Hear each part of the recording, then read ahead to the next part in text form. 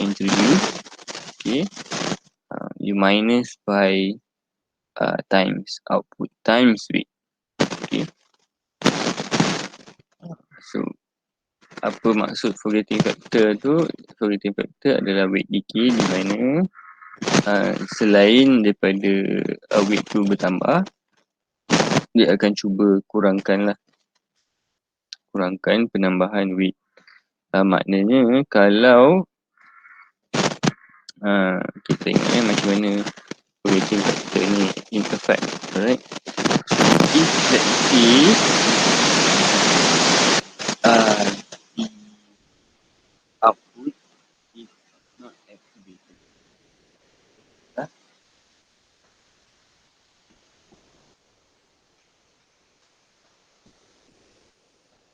akan dah ini. Tapi kalau apa tu output has value, right?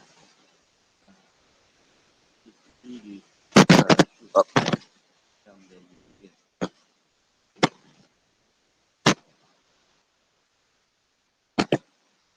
Right. Let's try it out. Kita tengok step dia ada 4 sama macam Sir, mic tak dengar tak clear. sekarang ni okey tak? Tak clear sangat. Dia ada bunyi tutorial tu. Apa ni? Sekarang okey? Okey dah. Okey dah. Alright, so again, Hebbian learning has 4 steps: initialization, activation, learning, and iteration. Alright, so the process is the same. Alright, so initialization is set up weight to small random values. Okay, yang ini set up the weight. Okay, weight tu dibuat secara random lah. And then step number 2 is activation. Compute the neuron output at iteration P. So where N is the number of neuron input and threshold is the threshold value of neuron J. So sama je dia punya pengiraan untuk menghasilkan output pun the summation of input times weight minus threshold.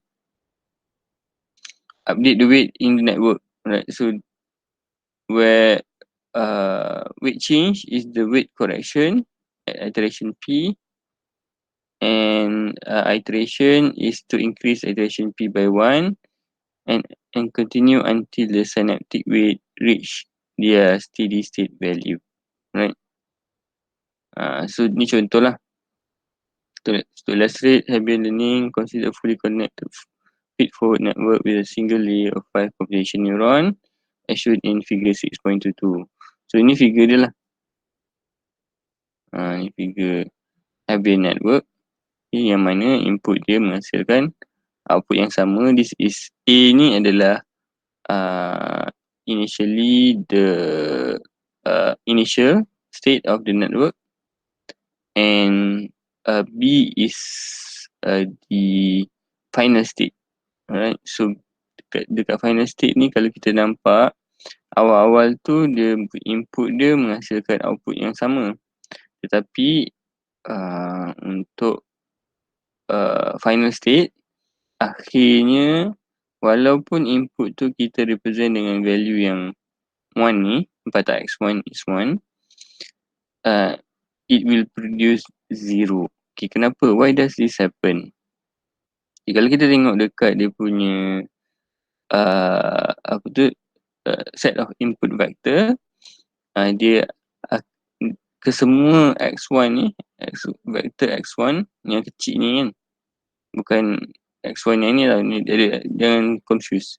Sebab x1 yang x yang besar ni adalah the sample, alright, x yang kecil adalah vector. Okay, so vector x yang kecil ni untuk kesemua sampel dia adalah 0, right? Dia tak ada synchronized activation.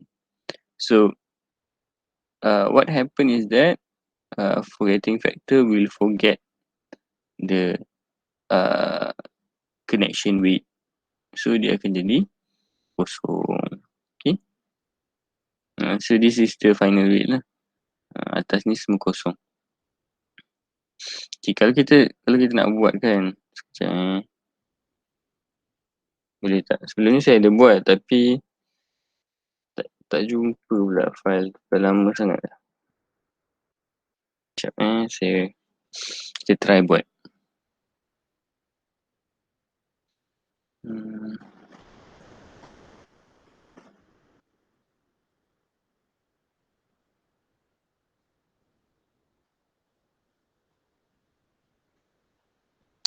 Mana ni?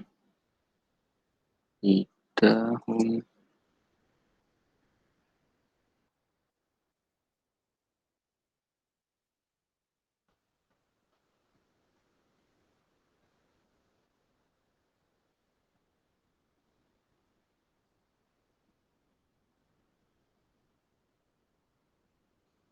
Saya share saya punya screen lagi satu.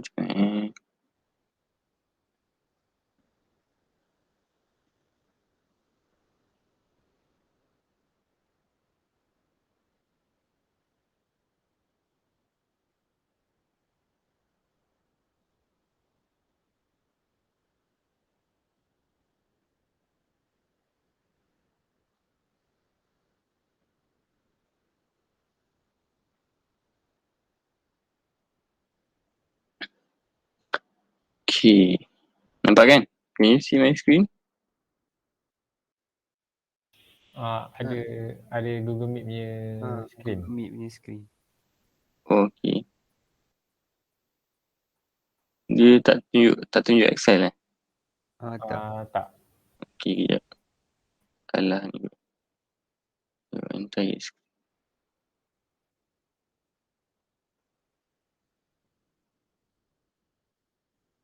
Okay. Nampak? Sekarang nampak? Nampak Sekarang ada Excel. Okay. Sekarang. Data. Page layout. Insert. Text box. Mana nak format. Buat. About 18. Dah, kita try. Okay, so kalau saya nak buat macam dalam nota tu, kita ada berapa neuron? 5 neuron kan? Yes, 5 neuron. So, one,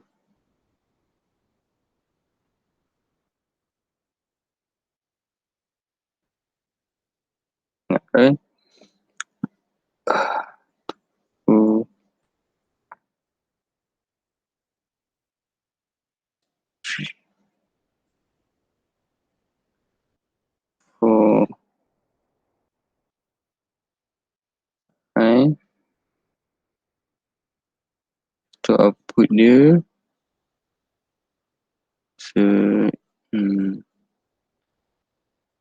output dia bulat ni.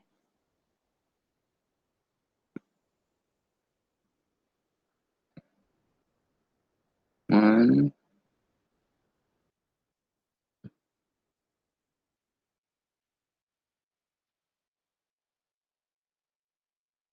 two. Saja nak illustrate supaya orang nampak kadang-kadang kan.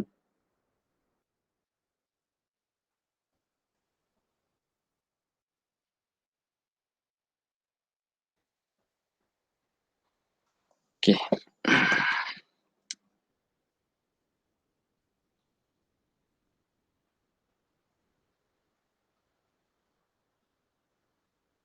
One. Patutnya saya edit teks siap-siap.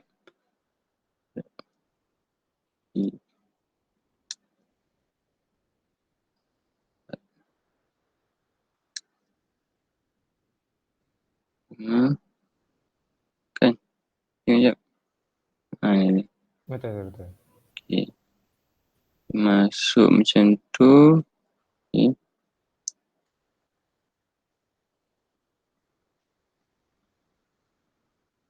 Itu sama juga kan.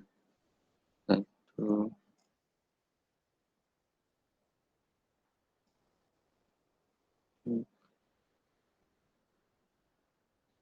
Empat.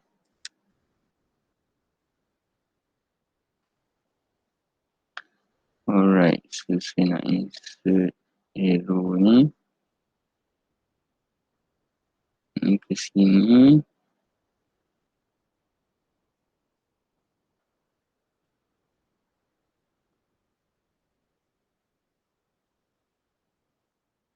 Ni. Ni. Ke sini.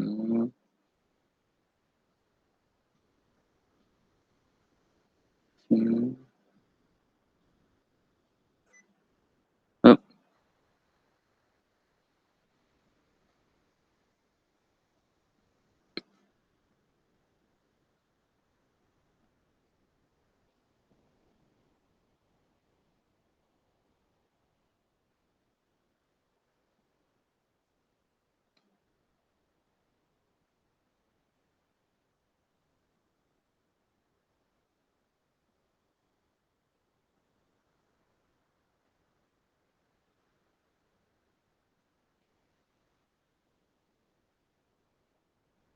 So dia sama je macam perceptron, cumanya beza dia adalah dia tak ada label.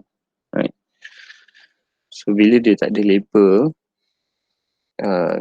dia akan refer kepada input. Okay.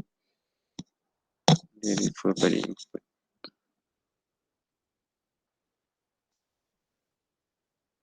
So input menghasilkan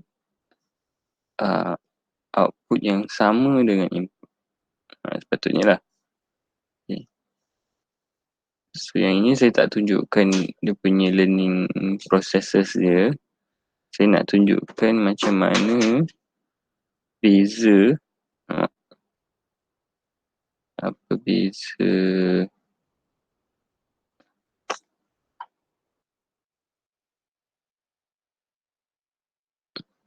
network ni bila dia dah train dengan sebelum dia train.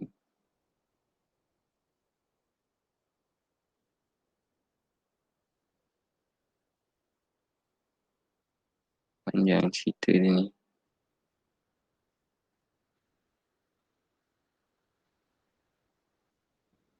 Alright. Boleh select? Tak boleh. Alright. So, dia kalau kita ikutkan daripada dia punya ni kan. Dia punya apa ni? Output layer ni. Kalau kita pakai yang ini identity matrix ni, mula-mula ni weight dia. This is the weight of the input layer. Right. So input times weight to produce output. Okay. Equation dia dekat sini, activation dia summation of input times weight minus threshold. Alright. So threshold tak ada. So bila threshold tak ada, kita akan dapat zero. Ni ada, sorry. Ada threshold ni. So saya akan ikut equation yang ini lah. Kita buat sekejap.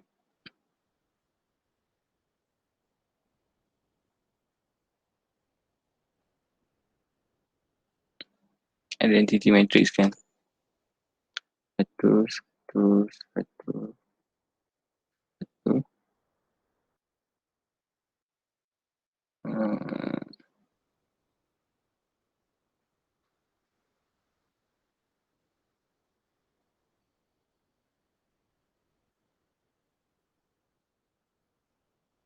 Ini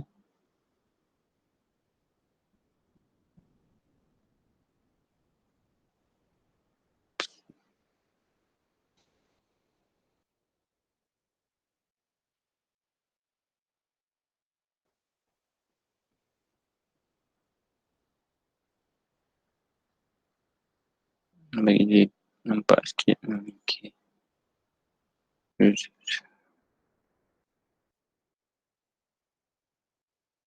Hmm.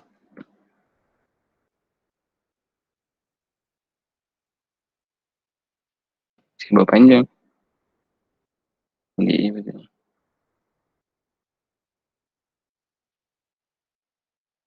Okay, so ni identity matrix. Darab dengan betulnya ni lah. Betul. Saya nak buat input dia kat sini.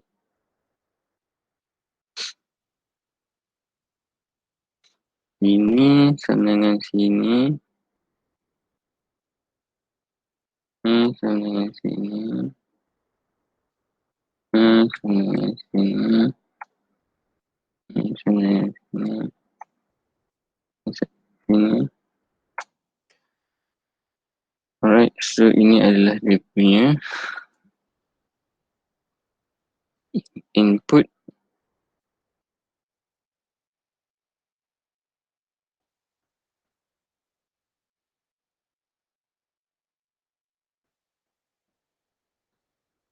Okay, tambahkan. Tambah.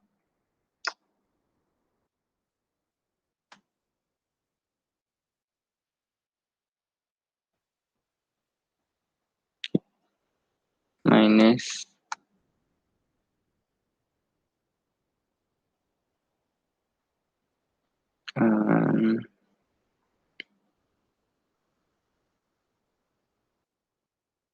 Threshold kan.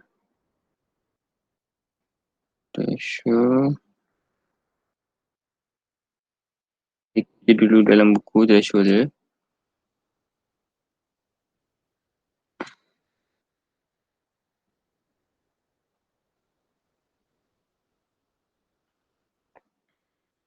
Threshold dia ni 0.49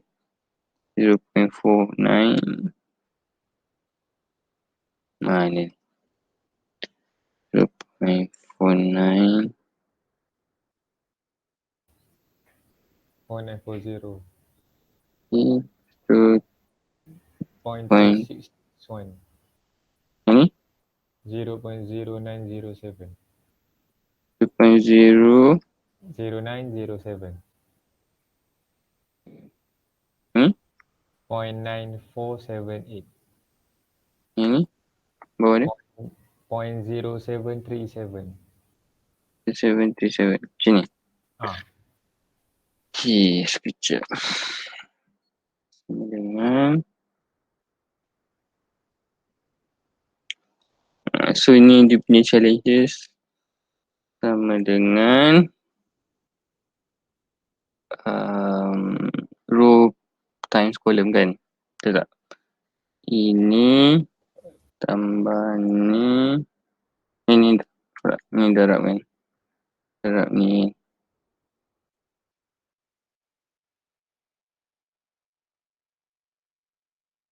plus ini lupa je, darab ini plus ini darab ini plus ini darab ini plus ini darab ini. Okay, lepas tu dah sudah kita minuskan pula dengan ini. Alright. So, kalau saya buat point dia ni. Okay, ni betul lah ni. Bukan ni. Okay.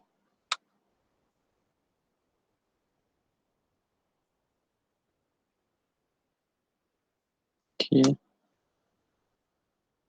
Ni pun bawah.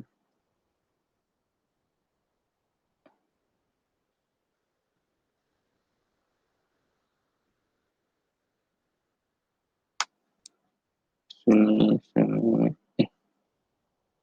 Tunggu.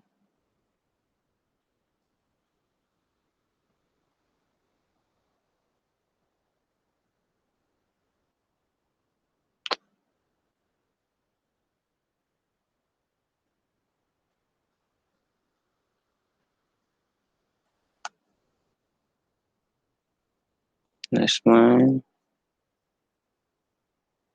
Ini.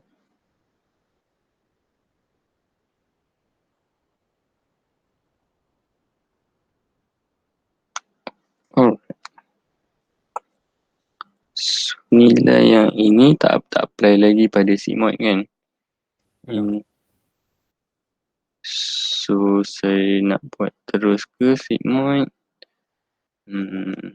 Okay, just so that I want you to remember. I put sigmoid lah kat sini.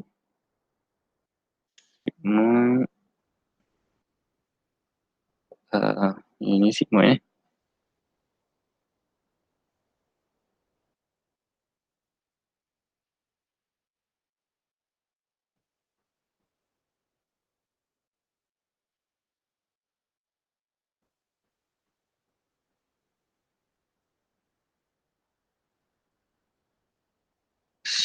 saya tambah lagi satu kolom.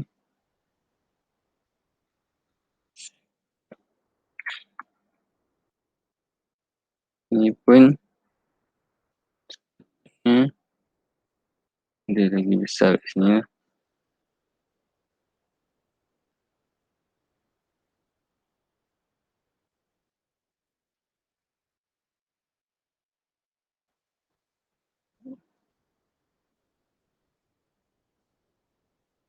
Okay.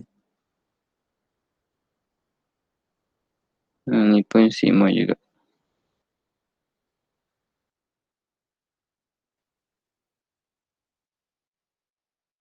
Sigmoid ke sign? Sign, sorry. Sign. Saya duk buat saya punya eksperimen, saya dah saya teringat sigmoid je. Okay, sign. Okay, sign macam mana? Sign dia kalau dia positif, if ni adalah lebih besar daripada kosong, dia adalah satu kan?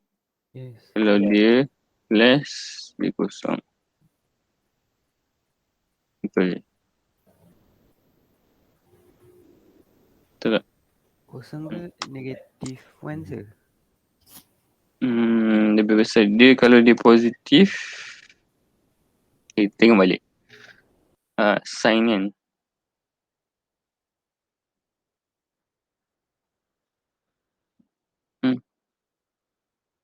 Sign. Betul saya buat step kan?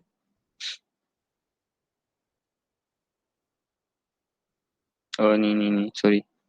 Sign function kalau dia positif, otherwise dia negatif kan?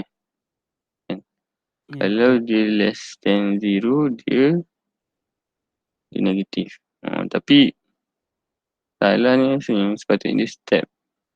Sebab kalau saya buat sign, kalau saya buat sign kan, nanti dia jadi negatif. Kalau dia adalah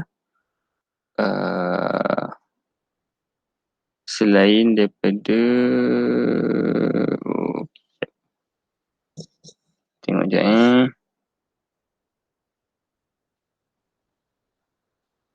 ni Hebian tadi. Okay, Hebian ni sepatutnya dia hanya akan keluarkan kosong dan satu saja. So bila dia keluar satu saja, activation pelik. Mana saya buat dulu? Dia punya activation dia pun tak ada. Yang ini. Dia tak ada sign activation kat sini. Ya. Supposedly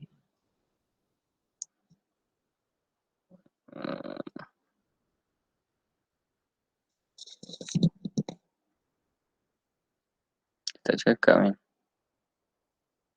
Dekat bawah ni ditulis sign. Ni kan dia tulis sign ni kat sini. Kalau sign dia akan value yang apa tu, value yang ni sekejap. Supposedly okay, tak apa, no problem. Kita tengok. Kalau saya masukkan kosong kat sini, ini adalah step. Tadi tu saya pakai step. Dan kat sini saya effect. Kalau dia negatif dia step. So kalau sign, cuba saya bagi jadi sign. Kalau dia sign negatif 1, saya turunkan ke bawah. See? Bila dia kosong dia jadi negatif 1. So sebenarnya saya rasa dalam buku ni dia silap. Dia pakai step sepatutnya. Okay. Dia ubah jadi step. Sebab kalau sign dia memang tak akan dapat jawapan. The input and output will be different. Right. So saya ubah ni jadi step. Tapi yang sebelum-sebelum ni saya perasan dia punya technical error dia. So kita tukar jadi step. Kalau sign memang kita akan dapat jawapan dia. Right. So ini apa dia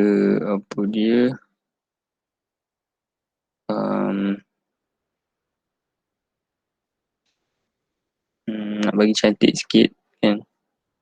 Kalau saya nak bagi cantik sikit, saya alih lah.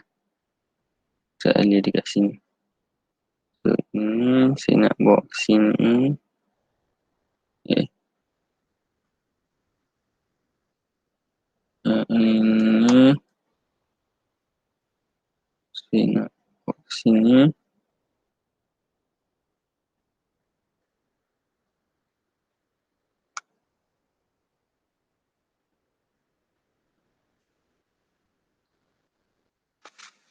Nak buat macam dalam buku. Alright. So bilik ni 1, 1, 1, 1, 1. Okay. Insert shape.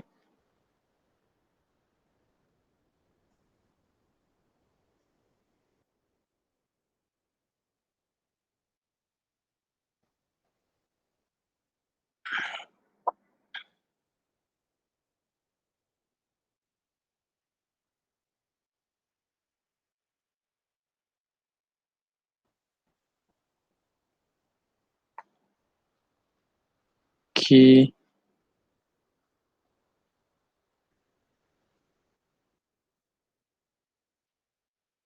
Akan hasilkan output di sini kan.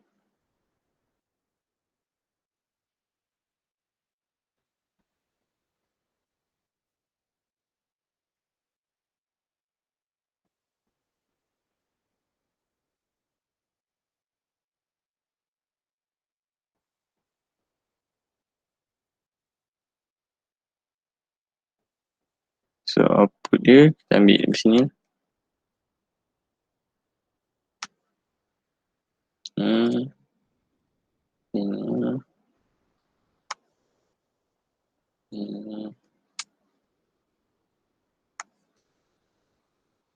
Ini.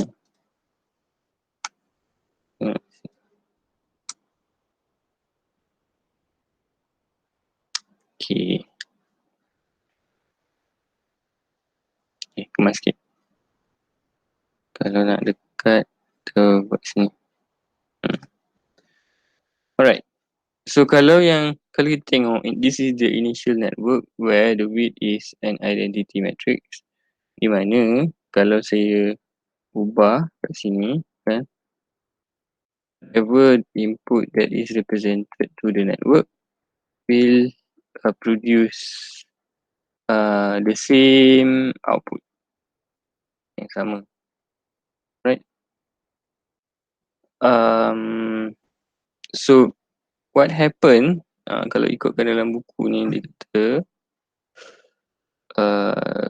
given the iteration here kan, bila kita update weight of the network ni, kita run our program with this following set of input vector lah. Ini yang network tu kena learn. This is our sample, right? So semua zero, and then kita ada pair of input yang 1 and 0. Yang ni vector x1 and x2 and x5 is 1. Ini hanya x4 saja. Ini x3 dan seterusnya lah. So finally we'll get this output or we'll get this width vector kan. So saya nak copy lagi satu. Mana copy. Create a copy. Okay, so this is initial. This is final.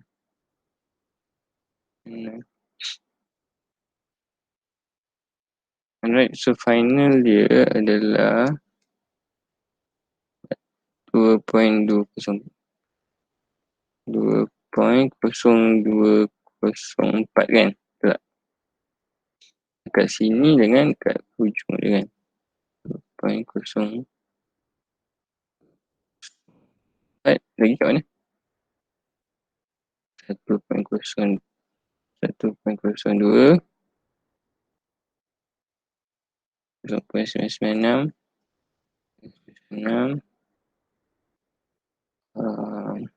sama.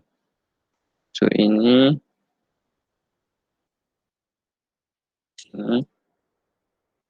adalah final weight. Macam mana dapat final weight tu? Dapat daripada equation of weight change tu lah. Saya tak buat weight change tu sebab dia punya iteration dia very exhaustive, tak sesuai untuk Excel ni.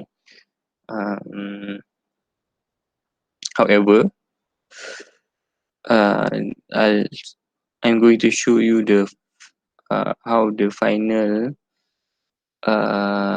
weight is applied to the Hebbian network, so that you can see the significance of Hebbian network. Okay.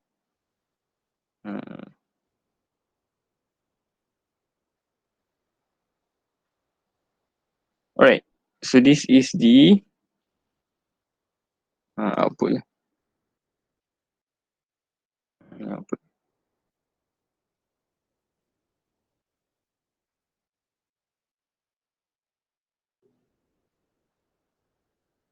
So kalau saya buat shape kat sini,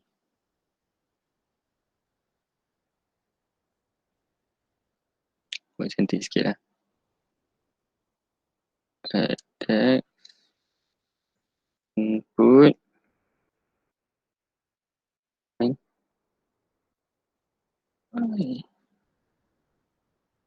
so ini kita punya input, dan sini kita punya output.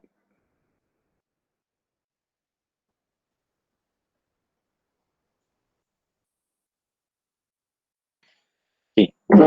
So apa yang kita nampak dekat sini, okay, bila saya masukkan sekarang ni, input dia dah tak sama dengan sample yang kita learn lah.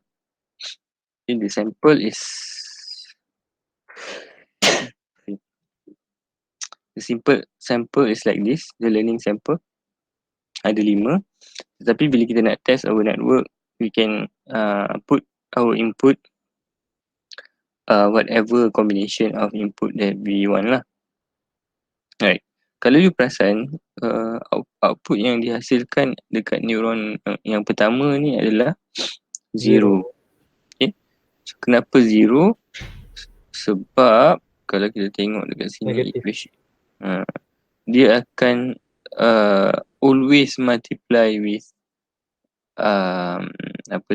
always multiply with 0. Weight dia tak ada satu pun weight dia yang ada nilai. So what happen is that bila semua weight dia 0 dekat sini, so the forgetting factor actually diminish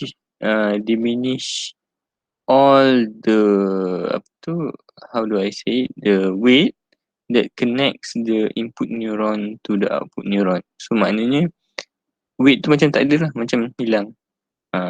Tak ada connection langsung. Terus saya buang ni. Weight 0 kan. So bila weight 0 macam tak ada connection. So this is a depiction of weight 0 yang ini. Alright, and then even neuron yang pertama ni pun dia tidak connect kepada kesemua neuron. Alright, yang ini kita nampak kat sini kan. Okay, so sama juga, tak ada connection dia sebenarnya. So whatever input that is going through here won't be counted at this level, sebab dia multiply with 0 kan. 2, neuron 2 here ada connection ke yang kedua, tapi yang ketiga tak ada dengan yang keempat. So yang keempat tak ada. And then yang ni ada. So yang ini tak ada yang pertama dengan kedua. 3 ada. 4 tak ada. Kelima pun tak ada. 1 je. Yang ini pula dia hanya 4 saja. 4 saja. 4 saja. Yang ni pula dia 2 dengan 5. right. So the connectionist of the network becomes like this. So dia jadi macam ni. So if let's say contohnya kalau saya present our input with one of the sample, nampak tak sample yang X2 ni dengan X5 dia sama kan? It's the same vectors. Tetapi dia sampel yang berlainan. Ni bukan weight, ni input dia. Input. Okay. Alright, so saya tiru. So 0, 0, 0.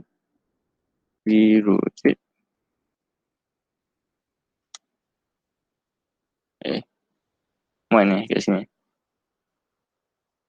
Okay, sini kan dia punya 01001. Kan? Betul. Okay, what does this mean? So if let's say I change my input, only one neuron is activated. See, nampak tak? Walaupun satu neuron activate dekat sini, tetapi it seems that this neuron must also be activated if this neuron is activated. So sebabkan dia activated synchronously, nampak tak Hebb law ni? Kita balik pada Hebb law.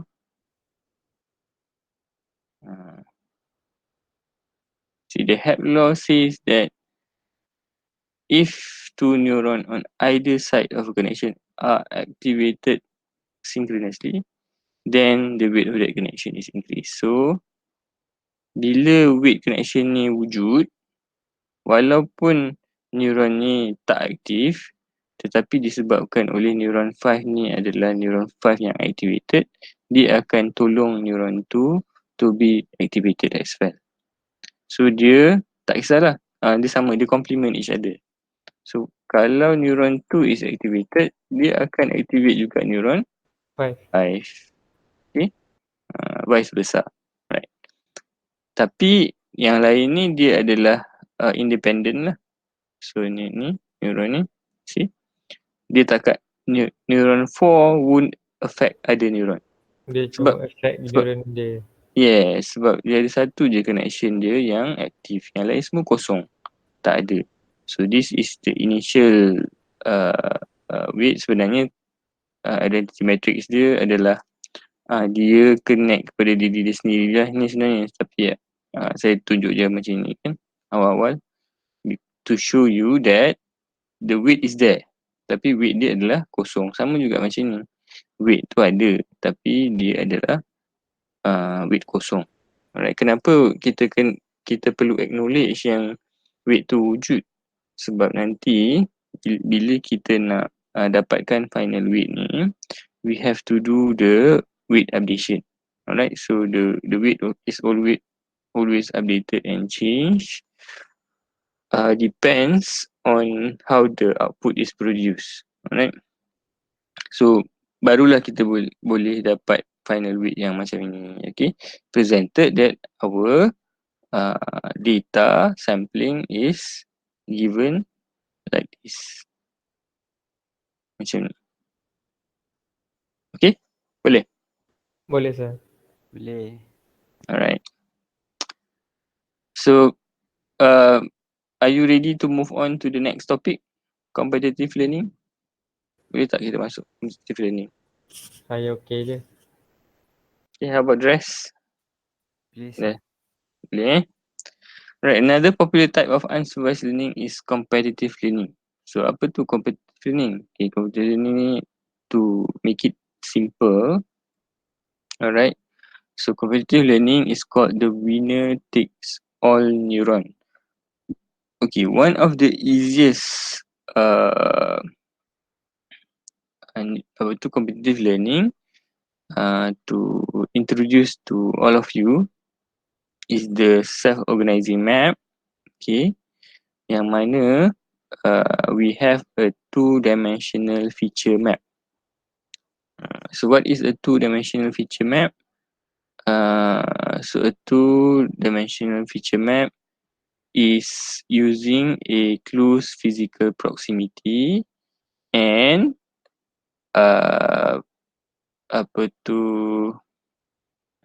according to this particular function, you use the Euclidean distance. Alright, yang ni Euclidean distance.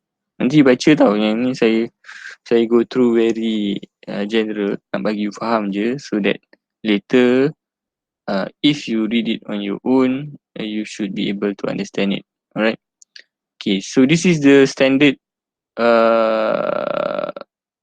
learning, the weight change. Weight change ni senang je. Kalau dia win the competition, baru kita update. Kalau dia tak win competition, weight change dia 0. Maknanya no updation. Bukan weight 0 tau. Ni adalah weight change. Kalau weight change 0 maknanya kalau lose, nothing Weight happen. dia tak berubah. Yes. Kalau dia menang, dia akan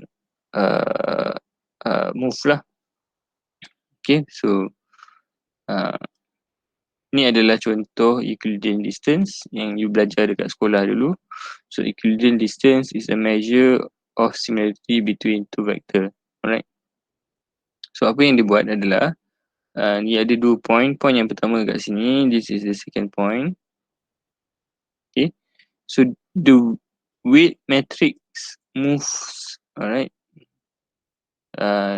Weight ni kan kita akan ada banyak weight tau. Katalah ni adalah 2D map dia. So weight is scattered through the 2D map.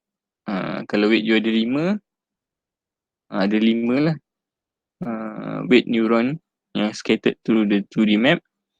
Dan weight ni akan bergerak kepada the magnitude dia akan cuba mendekati input sample. So macam mana nak dekat input sample? Okay, saya bagi you satu contoh. Okay, imagine this is a 2D map. Faham kan bila saya cakap 2D map? Faham tak? Two dimensional map ada Faham. ada dua axis, XY. X dan Y. Alright, lepas tu kita ada sampel, kita ada data. Saya bagi data yang tak banyak lah, nak bagi faham kan. So saya ada few scattered data kat sini.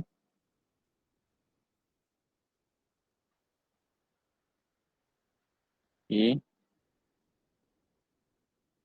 So I have the green plot and the red plot. So obviously in this example, I know I have two two different classes that I need to generalize. Maknanya saya nak buat clustering, right? Saya nak clusterkan two different samples lah, kan? Yang ni cluster yang pertama, yang ni cluster yang kedua, right? Sebab kita boleh nampak dengan mata kasar ada clustering tu lah. And obviously in this example, I purposely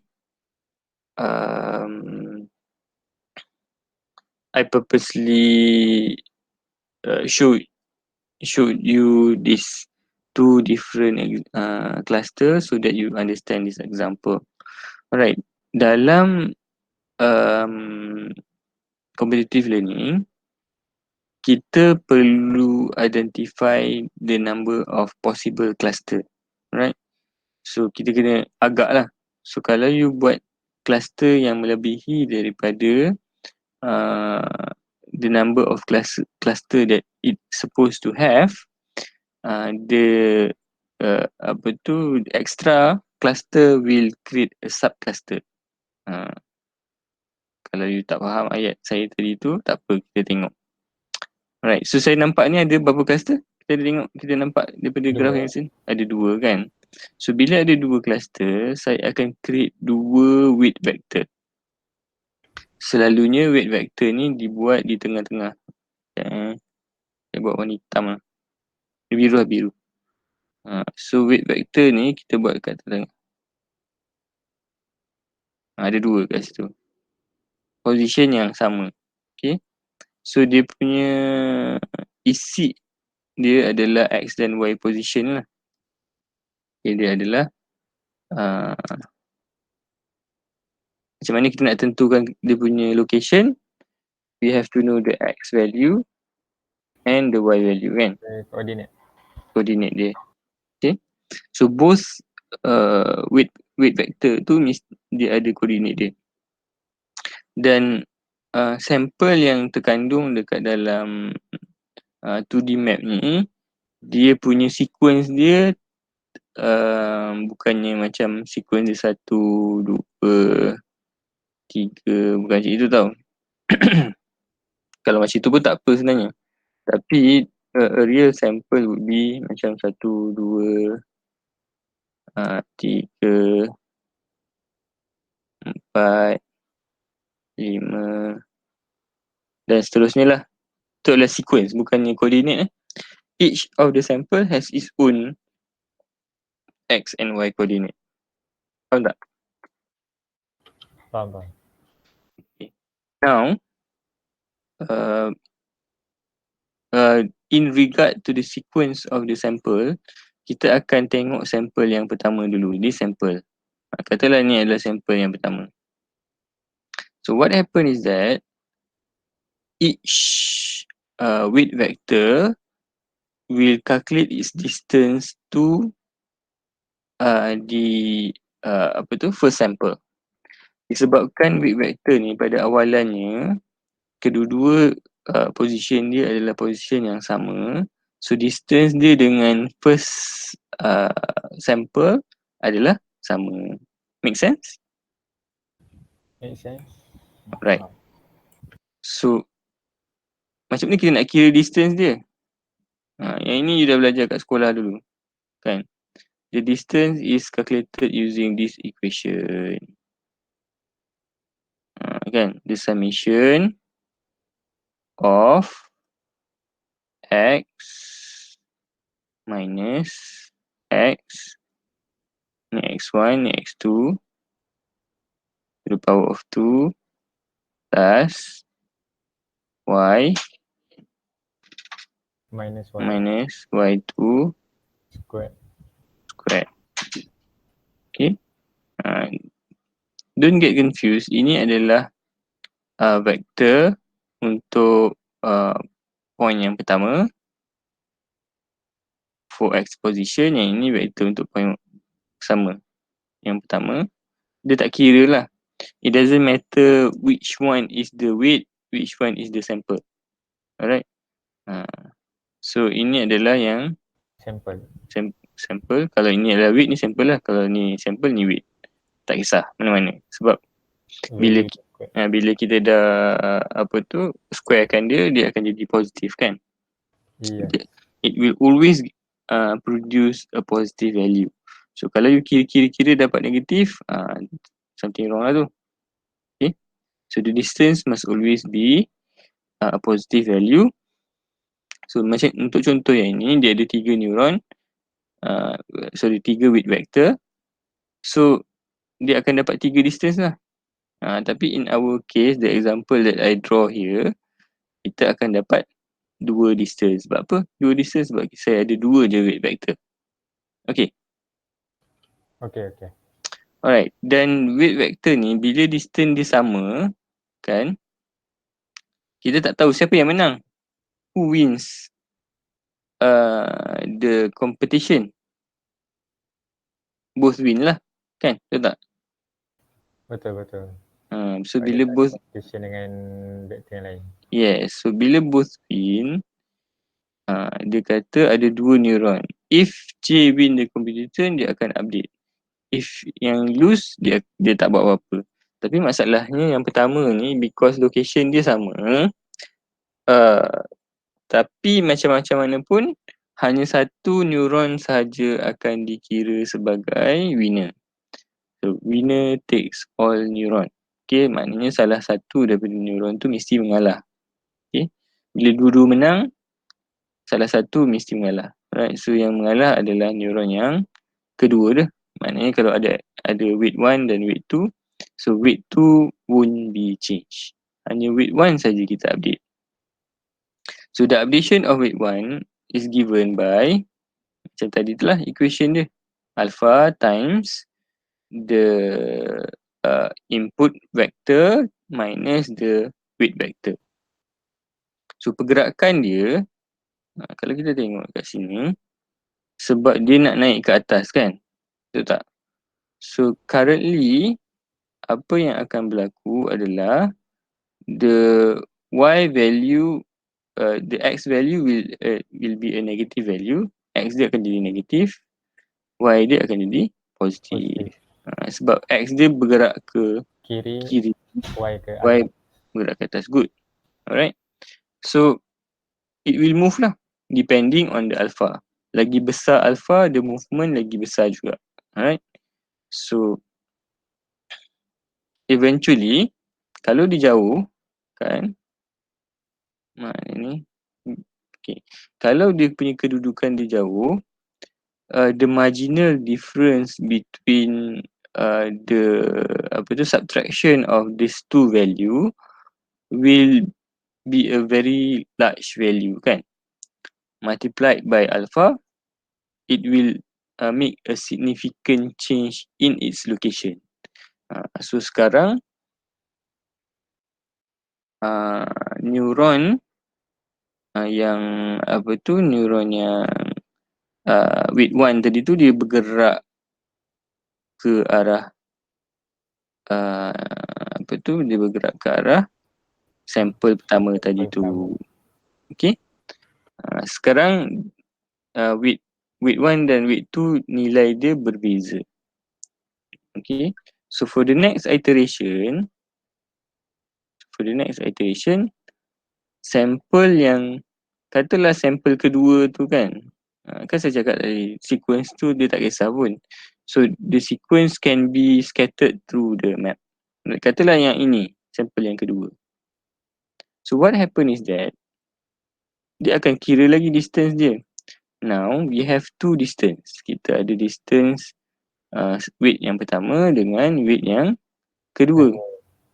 And we will again calculate the distance between the two to see which weight vector wins the competition.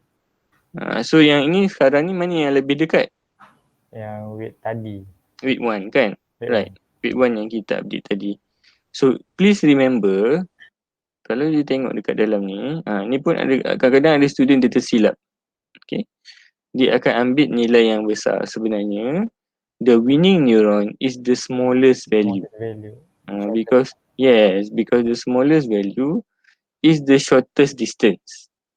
So bila dia menang, dia akan move lagi lah. Kan yang ini dia tak akan move sebab dia kalah kan, dia tak update weight dia. Tak ada update value. Yes, tak ada update value. So it will move lagi towards the sample. Toward the second sample. Yes, towards the second sample. Dia akan move lagi. So kalau lagi jauh, lagi besar dia punya movement. Tapi bila dia dah mendekati sampel tu kan, dia akan macam awal-awal tu dia gerak macam ni, dia gerak macam ni. Tapi bila dia dah dekat sangat dengan sampel tu, pergerakan dia lebih kecil. Sebab the marginal difference is smaller, kan? Ya, betul.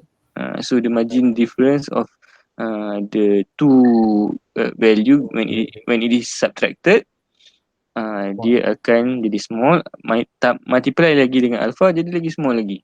So dia akan pergerakan dia small lah dekat sini. Okay. And then what happen, katalah dia dah bergerak kan, dia dah dekat situ. So kesian neuron yang ni kan, dia tak bergerak. Okay. So let's see after a while, neuron 5 contohnya kan kat sini. Neuron 5 kat sini menunjukkan yang mana dia akan kena compete lagi lah. It has to compete again. So this is the 5th sample. So you have to measure the distance between the first neuron here to the sample 5 and the second weight vector to neuron 5. So which is yang mana, bila you calculate mana yang lebih dekat? Sample second. Weight second. Weight 2 lah, right? So weight 2 will win. So weight 2 yang akan bergerak ke sample 5. Yes. So eventually when we go through all the sample during the iteration, akhirnya weight vector yang kedua ni dia akan move menghampiri sample 5. Yes. So secara tak langsung, okay, dan neuron ni nanti bila dia activate untuk kesemua sampel, dia akan duduk kat tengah-tengah. Okay, dia akan duduk di tengah-tengah cluster because of the magnitude of the given input sample. Right, so it will secara natural dia akan duduk di tengah-tengah magnitude cluster tu lah. Okay, sebab each of the sample tu tarik neuron tu sesama sendiri, so dia akan duduk di tengah-tengah.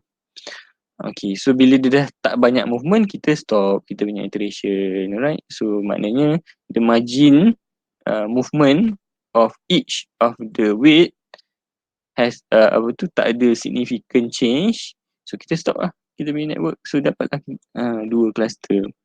Alright, so now you can see visually, you can see that the weight vector move toward the cluster. Dan apa tujuan kita buat competitive learning ni? Okay, because we want to know, okay, a new sample yang baru belong to which cluster.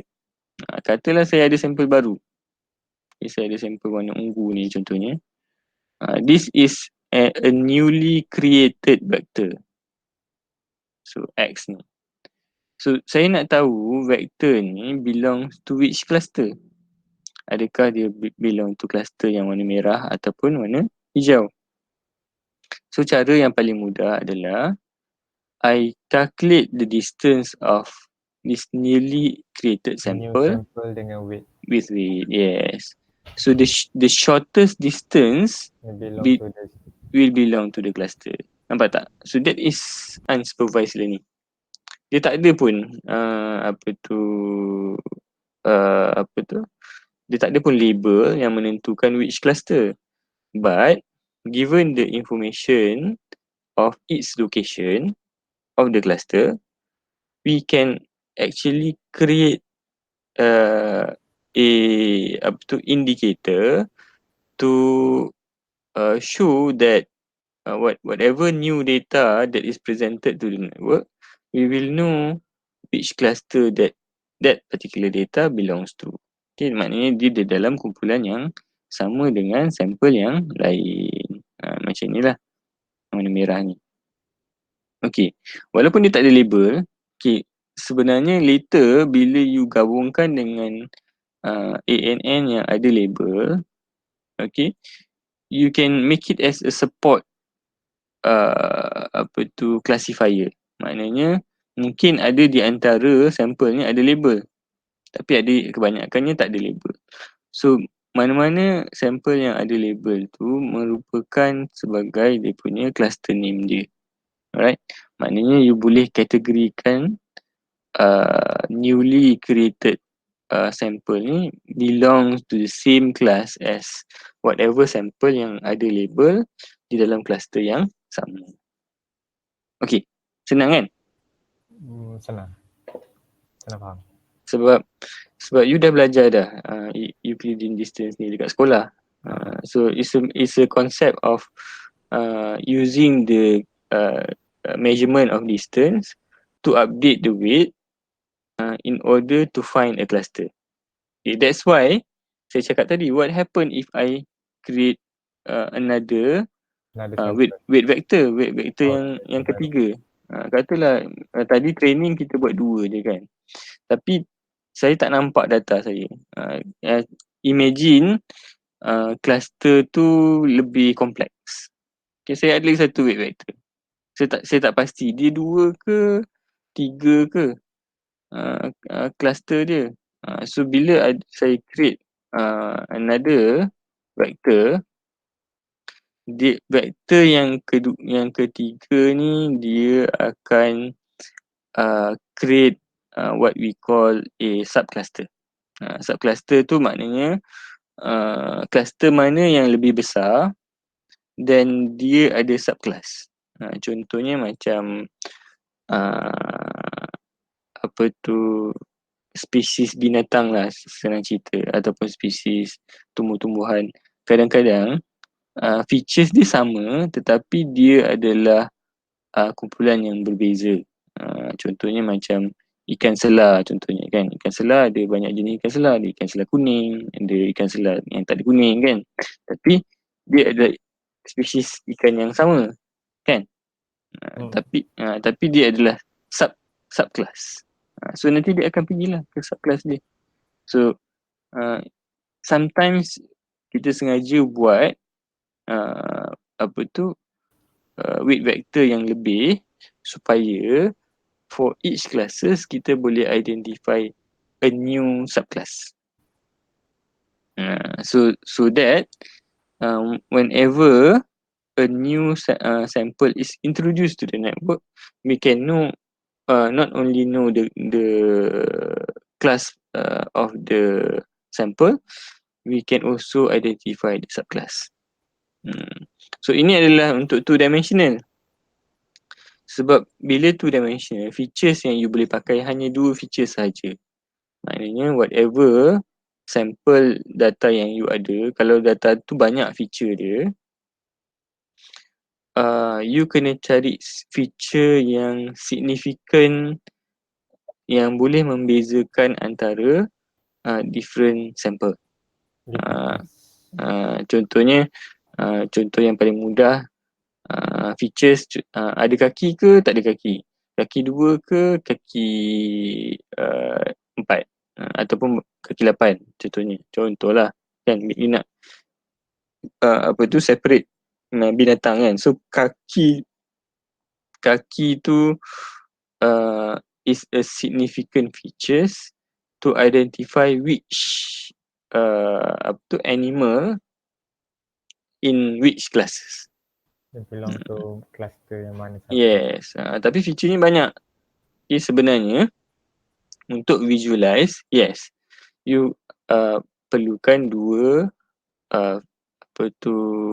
feature vector. Karakteristik. Yes, karakteristik tu you ambil dua. Tetapi in a real world situation, you boleh tambah sebenarnya dia punya dia punya learning vector. Okay. So macam mana kita nak tambah? So I'll remove this. Kita ada masa lagi sikit. So imagine if I make our 2D map into a 3D space, right? 3-dimensional space. 3-dimensional space ni tak semua orang boleh nampak. But I hope everybody in this class would understand lah. 2-dimensional space vector. You all perception you all okay kan? You all muda-muda lagi kan? Orang tua dia susah sikit nak nampak. Okay, imagine saya buat kotak kan? So the box is a 2-dimensional space.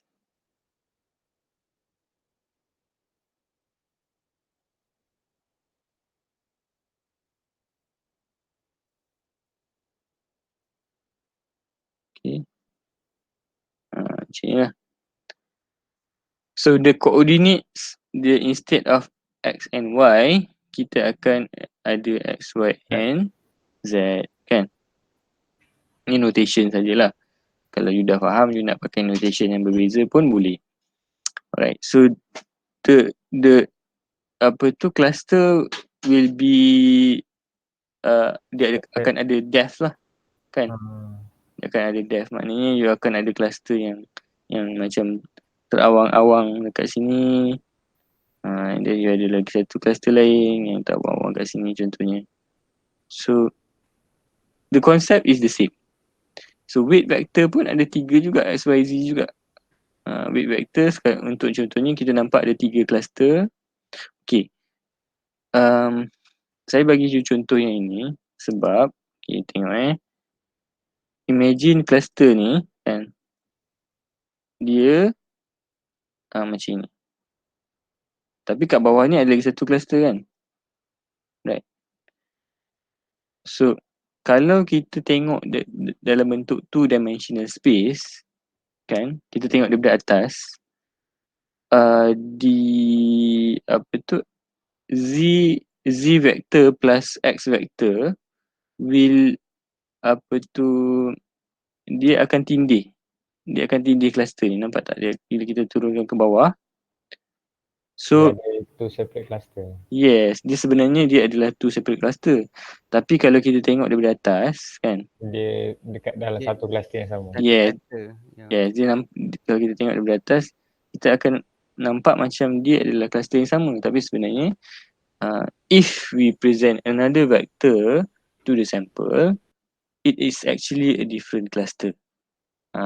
So this is the advantage of adding another vector. Okay, another class vector. So sama je, Euclidean dia punya distance, dia punya equation pun sama. Dia punya calculation of distance adalah x1 minus x2 to the power of 2 plus dia mesti ingat tau, minus dekat dalam, plus dekat luar. y1 minus y2 square plus z1 minus z2 square. Okay. So you will only get one value, which is the distance, right?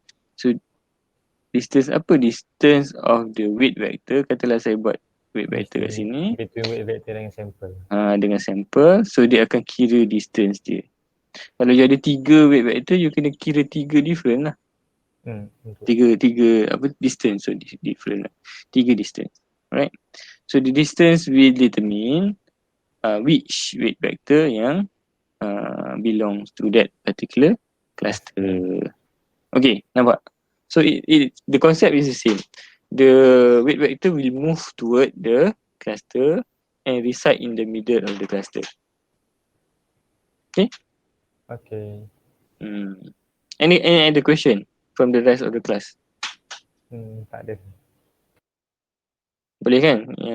So akhirnya bila kita dah belajar yang ni, habislah kita punya syllabus untuk machine learning. Ni adalah lagi sikit you boleh baca. Nanti saya akan explain lagi. Lepas tu ni a more complex coherent map macam ni. So where the connection between yang ini dia ikut, how do I say it? Dia ikut sequence of the sample. So each of the sample dia ada dia punya neighboring value dia. So the objective of this map is so that it will try to shorten the distance between its supposedly created neighbor. Yang ini memang dia ikut sequence. So neighbor dia mula-mula sequence dia, contohnya ni neuron yang pertama, ini neuron yang kedua, ini dan seterusnya lah. So yang pertama, yang ketiga, yang keempat.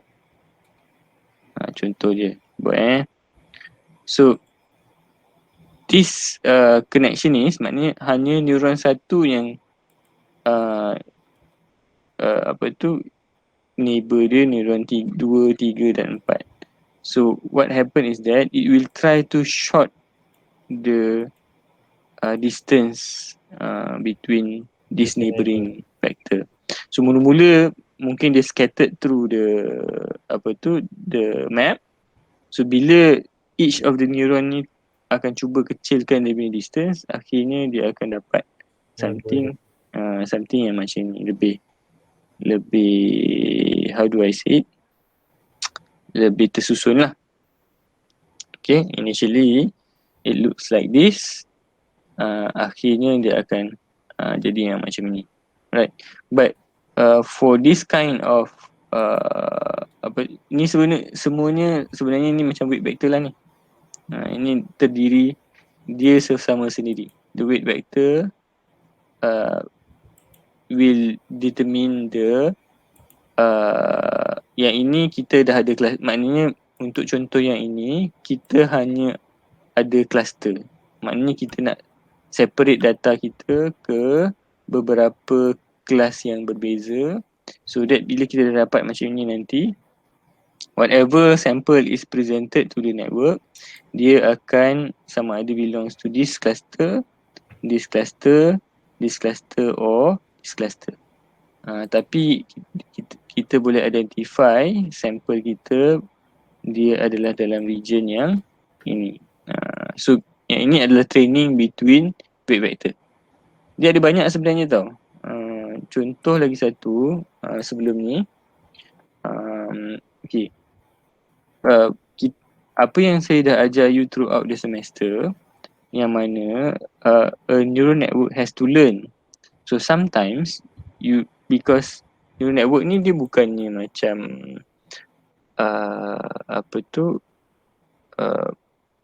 is a necessity for our network to learn. Boleh juga kita buat network kita, when we create je network tu, dia terus pandai, terus boleh generalize. Lagi bagus kan? Tak ada process learning. So, macam mana kita nak tahu tu? Macam mana kita nak buat something like that? So one of an easy example for me to show you is that lagi 2 minit je kita tengok ni lah. Nampak tak ni? Saya pergi kat edit colour ni kan. Dia. Nampak tak dia ada red, green and blue. See, ada. So red, green and blue is 3 vector with 3 different value. Walaupun dia nampak macam 2D space, tapi sebenarnya it is better represented in 3D space. So kalau lah saya ada 3 different object that can be significantly differentiated using colour. Maknanya objek yang berbeza yang saya boleh bezakan dengan menggunakan colour. So, apa yang saya buat adalah I create a base color. Maknanya contohnya ni adalah objek yang pertama ataupun sampel yang pertama, sampel kedua dan sampel ketiga, red, green and blue. So whatever data yang mendekati any of that color will be represented into that cluster. Okay. So dia dalam 3D space ni lah. Contoh yang paling mudah adalah warna kulit. Warna kulit you nampak macam tak banyak kan? Ada tak orang kulit warna biru? Tak ada kan? Tak ada. Tapi in order to produce warna kulit tu, sebenarnya dia memerlukan gabungan ketiga-tiga vektor red, green and blue. Baru dia dapat warna coklat tu. Baru ada gradient colour dia. Yes. Contoh yang macam ni lah. Saya buat macam ni kan. Orang yang kulit dia, ada orang kulit buat macam pinky sikit macam ni. Ada orang dia kulit dia gelap kan. Ni orang negro kulit gelap. Ada orang dia kulit dia coklat. Ada orang dia putih. See? Nampak tak? So you can create a range of colour to determine warna kulit. So warna kulit tu yang akan menentukan next process lah. So bila you dah tahu warna kulit dia sekian-sekian, apa you nak buat? Alright, you nak identify dia race dia ke, ataupun you nak identify dia punya penyakit ke. Kulit dia, kalau orang ada penyakit kulit mungkin dia ada kemerah-merahan contohnya. So it will significantly